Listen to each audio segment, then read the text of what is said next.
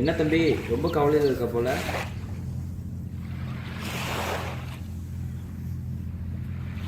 எனக்கு என்னாச்சு? நான் என்ன செத்துட்டேனா?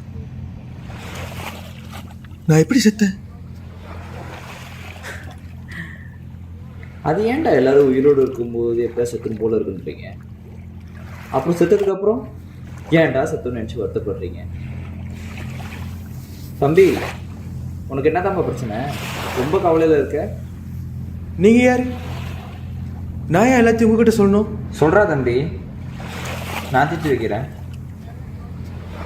என் பிரச்சனையை யாராலையும் தீர்த்து வைக்க முடியாது. அப்படியே நான் என் பிரச்சனையை சொன்னாலும் உங்க யாருக்கும் என் கஷ்டம் புரியாது. அதே வாக்கியம். நானும் எத்தனை வாட்டி தான் இதே வாக்கியத்தை ரிப்பீட் முந்தி கேட்டிருக்கிறது. தம்பி, நீ உன் பிரச்சனை என்னன்னு சொல்லவே வேணாம்.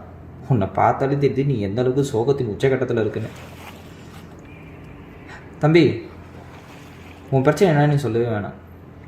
ஆனால் நான் வந்துட்டு ஒரு சில விஷயம் சொன்ன ஆசைப்பட்றேன். இங்கே வா.